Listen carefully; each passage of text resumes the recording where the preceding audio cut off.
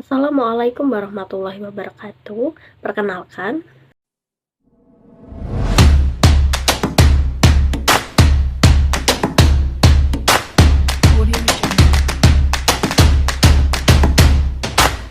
saya di sini akan menjelaskan beberapa materi untuk memenuhi tugas UTS Ulumul Hadis. Yang pertama, saya akan membahas tentang hadis sebagai sumber ajaran Islam. Yang kedua, struktur pembentuk hadis. Yang ketiga, pembagian hadis dari segi kuantitas jumlah perawi dan hadisnya. Saya akan memasuki pembahasan yang pertama, yakni kedudukan hadis sebagai sumber ajaran Islam. Untuk mengetahui sejauh mana kedudukan hadis sebagai sumber ajaran Islam, dapat dilihat dari beberapa rincian berikut ini. Yang pertama, dalil Al-Quran. Salah satu dalil Al-Quran yang menerangkan tentang kewajiban seorang muslim untuk menerima hadis sebagai sumber ajaran Islam yaitu Quran Surat An-Nisa ayat 136 yang artinya, wahai orang-orang yang beriman, tetaplah beriman kepada Allah dan Rasul-Nya, kepada kitab yang Allah turunkan kepada Rasul-Nya, serta kitab yang Allah turunkan sebelumnya. Bagi siapa yang kafir kepada Allah, malaikatnya, rasul-rasulnya, dan hari kemudian, maka sesungguhnya orang itu telah sesat sejauh-jauhnya. Pada surat An-Nisa ayat 136 ini, Allah menyeru kaum muslimin agar beriman kepada Allah, Rasulnya, Al-Quran, dan kitab yang diturunkan sebelumnya. Kemudian, pada akhir ayat, Allah Subhanahu wa Ta'ala mengancam orang-orang yang mengingkari seruannya. Yang kedua, dalil al-hadis.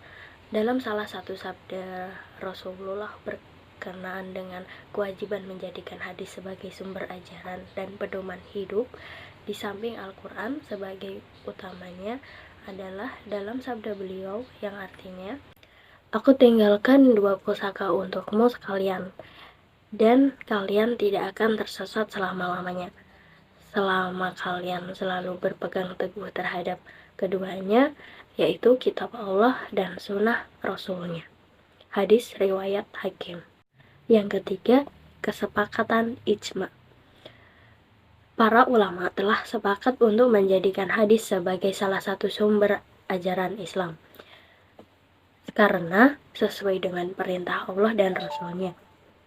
Banyak peristiwa yang menunjukkan adanya kesepakatan menggunakan hadis sebagai sumber hukum Islam, antara lain dalam peristiwa berikut ini.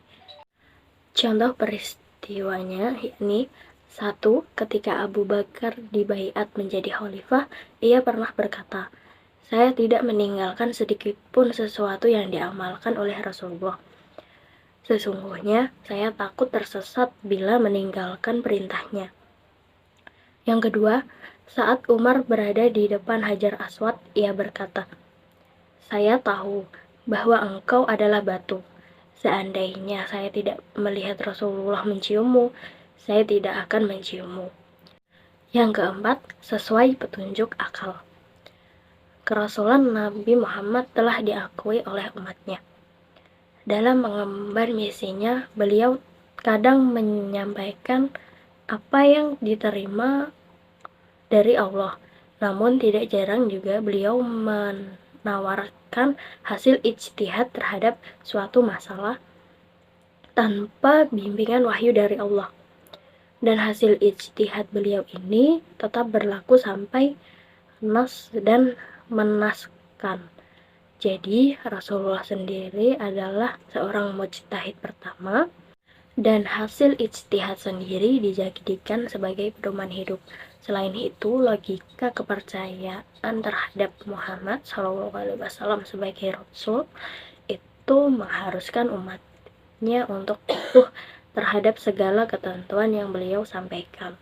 Dari uraian tersebut dapat diketahui sebagai hadis sebagai pedoman penting kedua setelah Al-Quran. Selanjutnya ada fungsi hadis. Hadis memiliki fungsi antara lain 1. bayan at-taqrir, menjelaskan isi Al-Quran. Yang kedua, bayan at-tafsir, menafsirkan isi Al-Quran.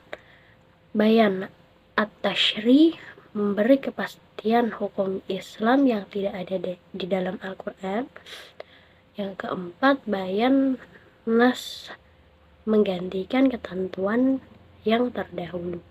Kesimpulan dari pembahasan yang pertama ini, hadis merupakan segala yang disandarkan kepada Nabi Muhammad, baik ucapan, perbuatan, maupun takrir yang mempunyai kedudukan sebagai sumber ajaran kedua dalam Islam setelah Al-Quran, dan mempunyai kekuatan untuk ditaati serta mengikat untuk semua umat Islam.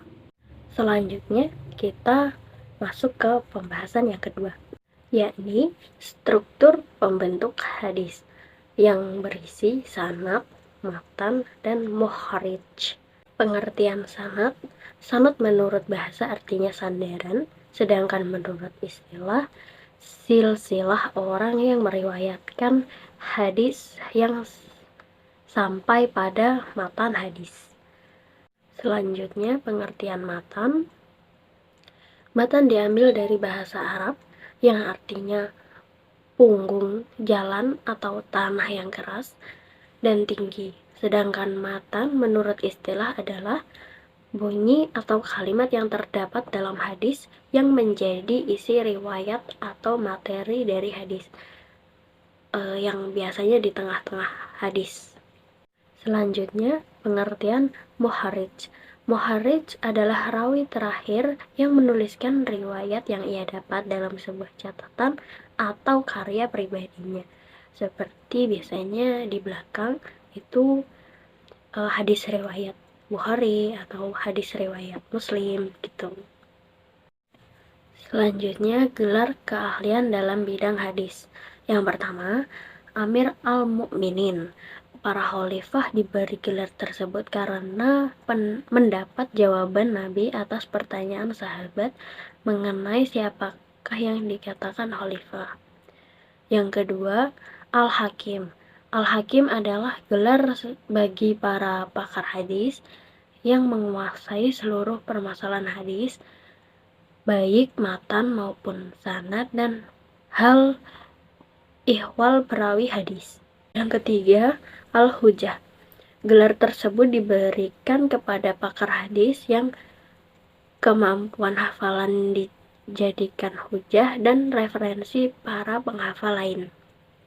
Yang keempat, Al-Hafiz. Gelar tersebut diberikan kepada ahli hadis yang mampu mensahihkan sanad dan matan. Jadi bukan gelar untuk yang penghafal Al-Quran. Yang kelima, Al-Muhaddis.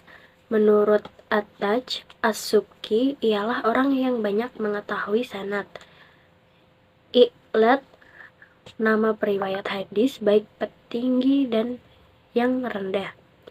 Yang keenam, Al-Musnid, yaitu gelar keahlian yang meriwayatkan hadis dan sanad, baik ia menguasai benar tentang keadaan sanad maupun tidak. Yang ketujuh, Talib al-Hadis.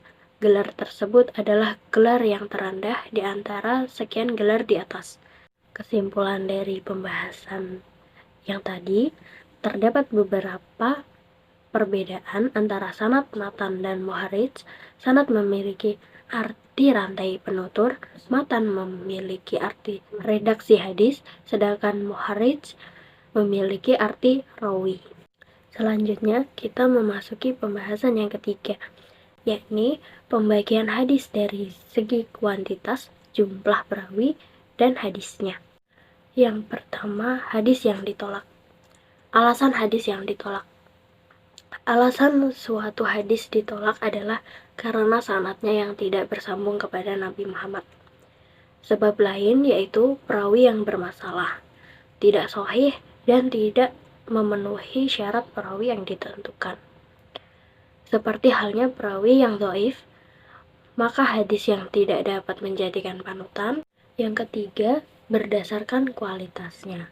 Hadis berdasarkan kualitasnya adalah penggolongan hadis yang dilihat dari aspek diterima atau ditolaknya. ada 3 hadis yang berdasarkan kualitasnya. Yang pertama, hadis sahih. Yang kedua, hadis hasan. Yang ketiga, hadis dhaif. Yang pembahasan yang keempat, berdasarkan kuantitasnya. Yang dimaksud segi kuantitasnya adalah penggolongan hadis ditinjau dari banyaknya rawi yang meriwayatkan hadis. Ada 2 contoh, yaitu 1. Hadis mutawatir lafzi dan hadis mutawatir maknawi. Yang kedua, hadis ahad, hadis masyhur, hadis aziz, dan hadis gharib. Adapun hadis yang ditolak, yang pertama hadis mudhaf. Hadis yang diperselisihkan mengenai kuat atau lemahnya karena terdapat sanad atau matan yang oleh sebagian ulama dipandang sebagai dhaif, sementara ulama lainnya menilai sebagai hadis yang kuat. Yang kedua, hadis matruk, yaitu suatu hadis yang ditinggalkan karena diriwayatkan hadis ataupun dalam persoalan lainnya dan menampakkan seorang periwayat yang tertuduh dusta baik dalam bidang kefasikannya, dalam perkataan atau perbuatan, banyak pelupa dan banyak menghayal. Yang ketiga, hadis matruh. Matruh sama pengertiannya dengan matruk, yakni sesuatu yang dilempar, terbuang atau ditinggalkan. Yang keempat, yakni hadis maudhu. Imam Jalaluddin As-Suyuti mendefinisikan maudhu dengan rumusan berita yang dibuat oleh para pendusta yang menyandarkan kepada Rasulullah. Karena berita itu dibuat-buat dan dinisbatkan kepada Rasul, maka jelaslah itu sebagai hadis palsu. Demikianlah beberapa pembahasan yang dapat saya sampaikan. Kurang lebihnya mohon maaf. Wassalamualaikum warahmatullahi wabarakatuh.